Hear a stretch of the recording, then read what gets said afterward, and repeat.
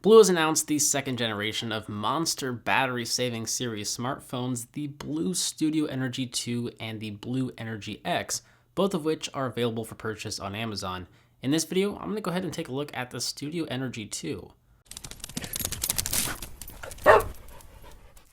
The Studio Energy 2 is an updated version of the original Studio Energy, which was known as that one smartphone with a monstrous 5,000 milliamp battery. There is a lot of improvements beyond just specs that I do want to take a look at, but while on the topic of specifications, the BLU Studio Energy 2 features a 5-inch HD Super AMOLED display, a 1.3 GHz quad-core processor with 1.5 GB of RAM, an 8-megapixel rear, a 5-megapixel front-facing camera sensor, a microSD card slot for expandable storage, 4G LTE this time around, and it runs Android 5.0 Lollipop. And of course, it still does feature the insanely large 5,000 milliamp battery in here, and it only features a 10,000 millimeter thickness, which is pretty thin with all things considered.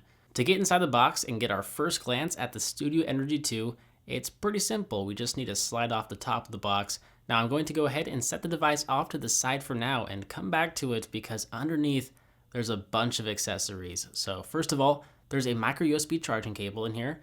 There is a pair of earphones with removable tips, a mic and music playback support buttons. We have a micro USB to USB adapter here, which is pretty unique. You might be wondering why that's included, but essentially it'll allow you to use your phone as an external battery pack to charge other devices. There is also an included US wall wart here with quick charging or fast charging, and it can charge devices at a 2A speed.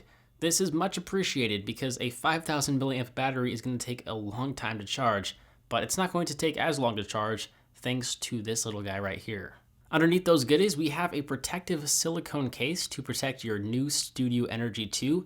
There is a SIM card installation guide, a quick start packet, and then a screen protector, and that is really about it for the contents of this box.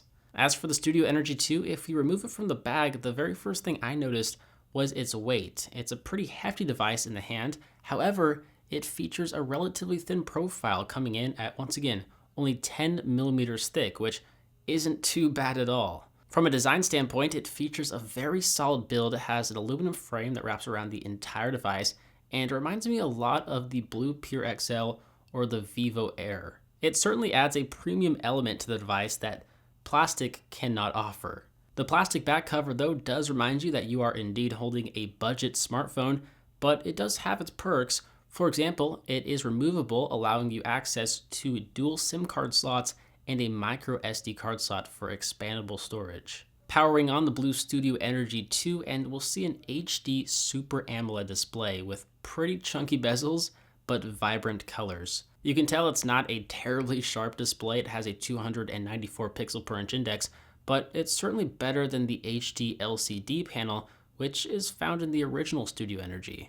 I do want to say that the defaulted wallpaper is pretty odd. It doesn't look the most professional. I think the idea that BLU was going for was to show off the deep black colors, which it looks great, but the wallpaper as a whole doesn't impress me. I'm definitely going to change it to something a little bit more saturated and vibrant. Now, the BLU software running on Android 5.0 Lollipop is pretty simple, but there's no app drawer. So you might like that if you're coming from iOS, but if you're an Android user, you'll probably want to download a custom launcher. But besides that minor complaint, it's a fairly light skin. I can't really complain too much. The device is being powered by a 64-bit MediaTek MT6735 quad-core processor with 1.5 GB of RAM.